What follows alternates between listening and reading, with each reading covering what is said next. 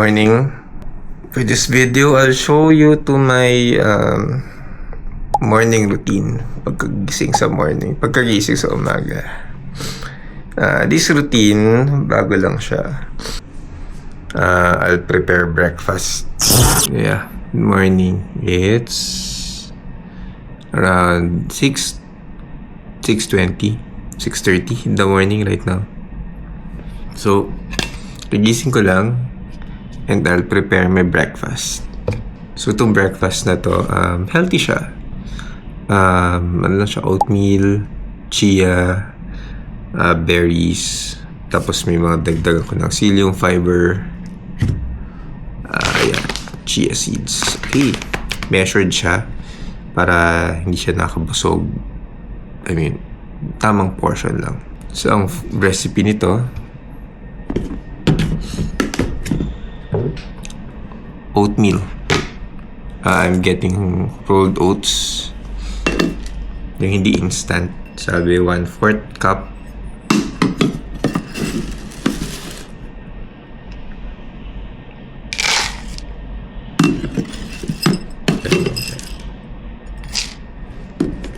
Yung ideal size niya, ideal serving niya.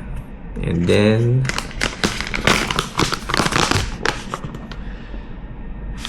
2 teaspoons of chia seeds,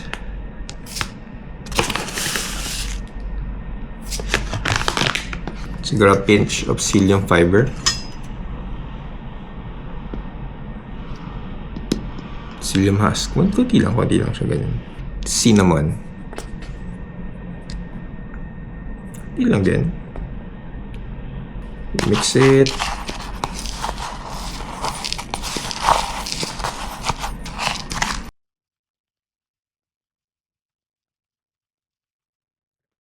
Pampalasa, stevia. So, konti lang stevia para may lasa lang siyang konti lang, sobrang konti lang siya na stevia.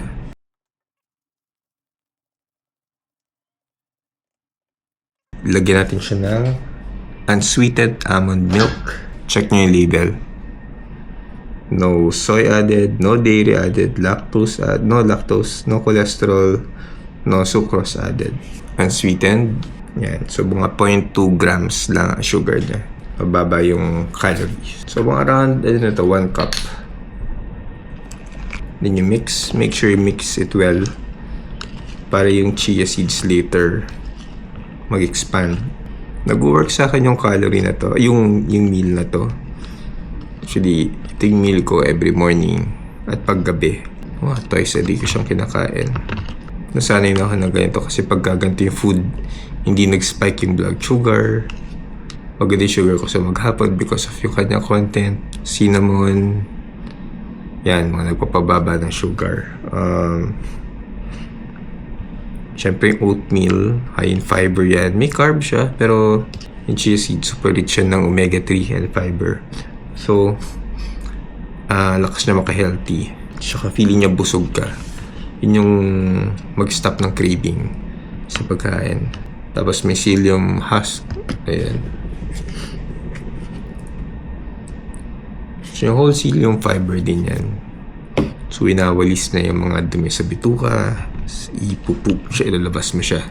And then we wait for 15 to 20 minutes before consuming para yung kanyang ma-absorb ng chia seeds yung liquid. Nag-expand pa yan. Mamaya para siyang gel. Mukha siyang pudding. Later.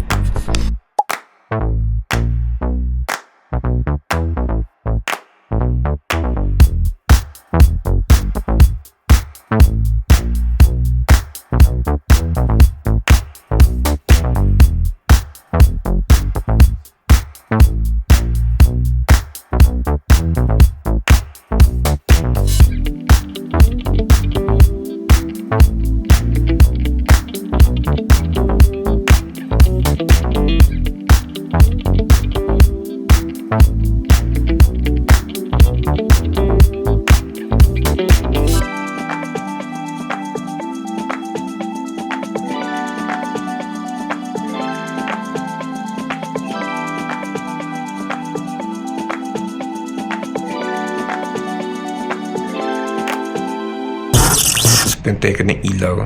Maliwanag na. Water. Don't forget the morning water. So, I drink around 2 cups of water pagkagising. Kasi ginigising niya yung vital organs sa katawan. Okay. Balik to exercise. So, yun yung mga sets of exercises na ginagawa ko sa mix of yoga and Tai Chi. Minimum 30 minutes of exercises. Pampabuhay ng dugo. So, that's my morning routine. I started, syempre, waking up at 6 a.m. Konting meditation muna. Prepare yung food. I prepare my food 30 minutes before I eat. Kasi yung chia seeds, yun, kailangan siya ng ganong klaseng preparation para ma-absorb niya yung fluids doon sa food.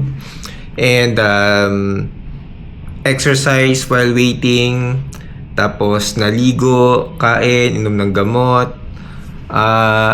That's my basic routine. And then BS. So that's my usual routine. Ang isa ko pang routine, gising din, same. Pero sa office na ako nag-BS kasi sa office may libreng pa damit. Ngayon kasi naka-seminar kami kaya kailangan ko mag-prepare sa bahay pa lang. Anyway, so that's my morning routine. Papasok na ako, just waiting for my Grab. Sana dumating na siya. And then after that, mamaya naman gabi, I'll see you later mamaya siguro to conclude the video and tuloy natin yung vlog. I'll tell you something about routine later.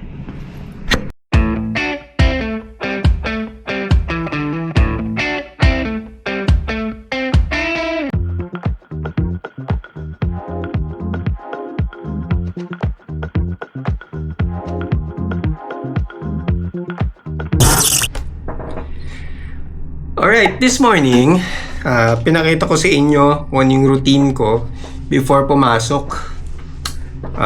Naligo, pagkagising, ligo, exercise, prepare ng food, ano ba?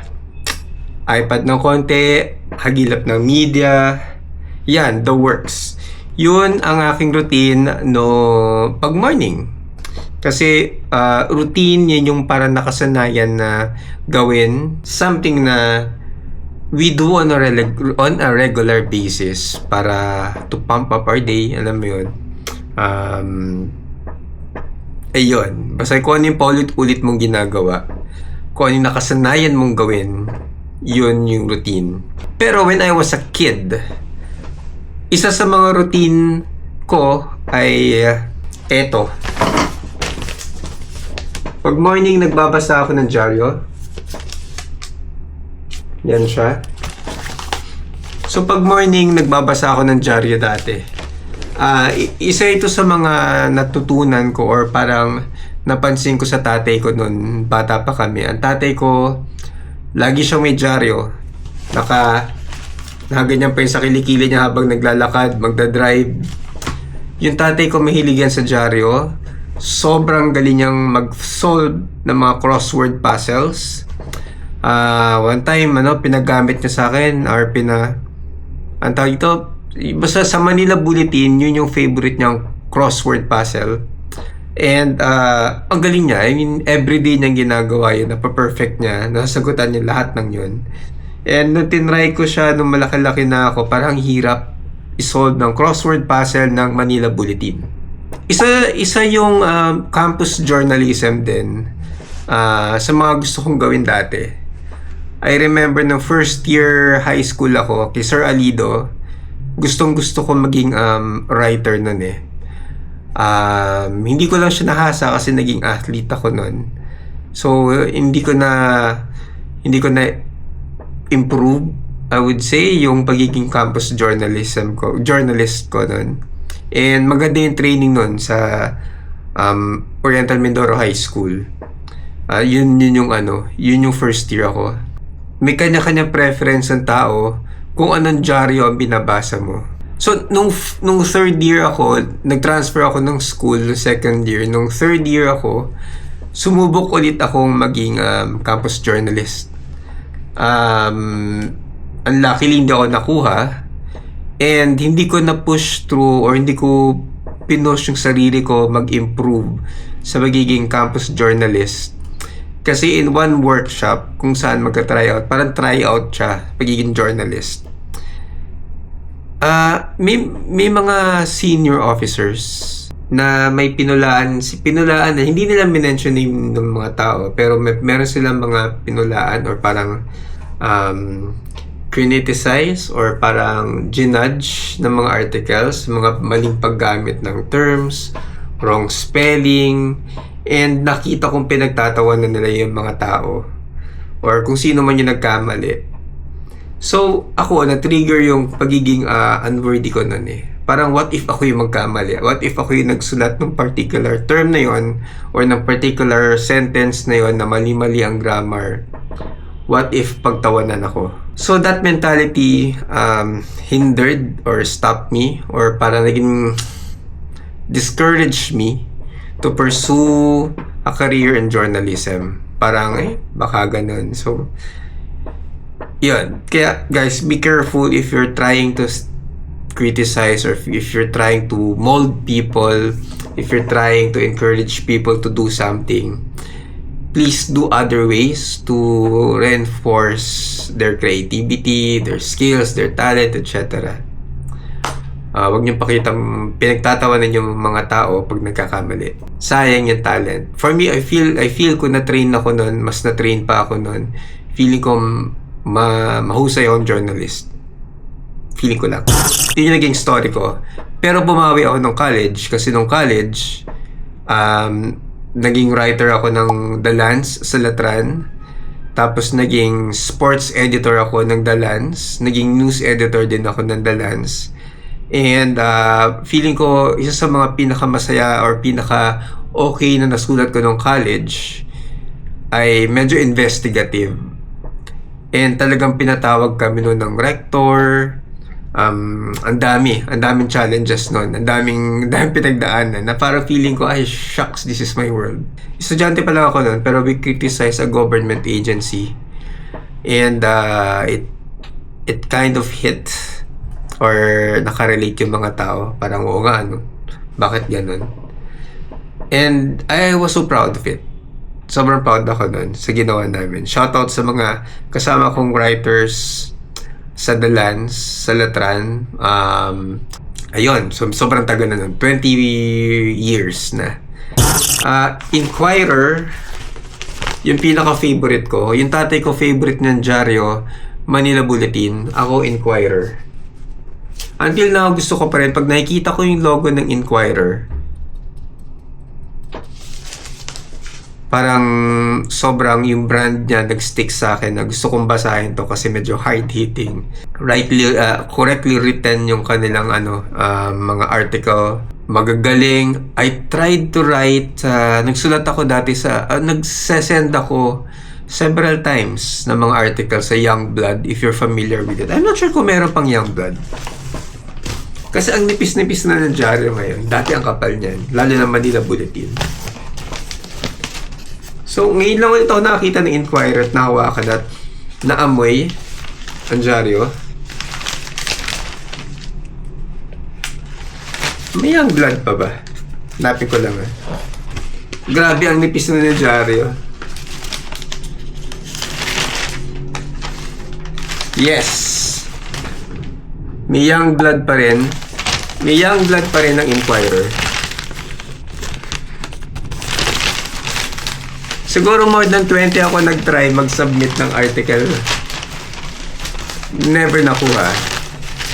Pero try lang ng try. I mean, saya naman. Experience. And ang isa ko pang binabasa dito sa Inquirer dati, and yung There's a Rub ni Conrado de Quiros. Gusto ko yung kanyang pagkakasulat. Gusto ko yung mga pagbibigay niya na example. Ganon. Gusto ko yung mga articles na dati. Yung kanyang mga opinion. Sabi ko dati, mag-work ako sa Inquirer. Nag-apply ako maraming beses pero hindi na nakuha. Kahit editorial assistant. Dami kong ginawang ways para mag-apply dyan. yung father ko, sinasabi niya sa akin, oh, mag-apply ka dito kay ano, may minamention siyang name, I won't mention here now. Kasi family friend yan, asawa yan ng family friend natin. And try ko daw mag-apply. Ano ako, parang nahiya rin ako. I never get to work sa Inquirer. Never ako nakapag-dyaryo. Pero naging TV naman, naging isa sa mga favorite kong medium. At napagtrabaho ko sa ABS, sa GMA, 2 major networks na pagtrabahuan ko, and sobrang experience ko talaga doon, hindi ko malilimutan. Nakareceive ako ng death threat. Magagaling ang mga kasama kong mga journalists, mga ka-work ko sa shoutout sa batch namin dati sa Reporter's Notebook, sa Philippine Agenda. And nagsulat din ako, hindi na sa dyaryo, pero marami akong articles na nasulat noong early days ng mga .com, sa GMA web news dati. Isa sa mga pinaka-okay na na-cover kong article or na-cover na story, yun yung wake ni Cardinal Sin. Kinover ko yun. As in, photos, I took photos, sinulat ko yung article. Parang 3 days ata ako na andun sa Manila Cathedral noon. Covering ko sino yung mga tao, blow by blow, bago ako ng article. Pupunta ako ng computer shop, dun ko susulat, wala pa kami laptop noon, at saka yung internet noon sobrang limited lang. So sa mga computer shop ako gumagawa at nagsusulat at sinasubmit ko sa boss namin before they publish it. So madami akong sinulat digital, not on print. Kasi mas mahirap ang print. Dahil yung print, pag na-print nila or pagka na-publish nila yung kanilang mga articles, wala nang burahan yun. Unlike digital, pag nagkaroon ka na mistake or may bagong detalye na lalabas, pwede mo siyang i-update agad. Dito, pagka-print, pagka-imprenta niya, wala na. Ayun. Ikaw, let me know sa comments sa baba in this video. After mo mag-like and subscribe, let me know kung ano yung libangan mo dati, ano yung routine mo dati, ano yung mga paborito mong basahin sa dyaryo dati, ano yung gusto mo pakinggan sa radyo, ano yung mga favorite TV shows mo. Yan, comment mo lang sa baba, magre-reply ako. And ayun, sige, kwento mo lang kung meron kang anything story. But I need to end this video na. Nag-reminisce lang ako ng aking routine at nadaanan ko kung gaano ako na aliw magbasa ng dyaryo nung araw. Shinare ko lang kasi nakakuha ko ng dyaryo. Ayun. Sige, alis muna ako. See you on the next video. Magbabasa lang ako ng balita. Kasi sa next video ko, discuss ko naman siguro kung yung mga balita na nakakalimutan na natin kasi ang bilis ngayon. Okay, sige. Next video, abangan nyo. Yun naman yung aking magiging topic. Bye-bye. See you on the next one.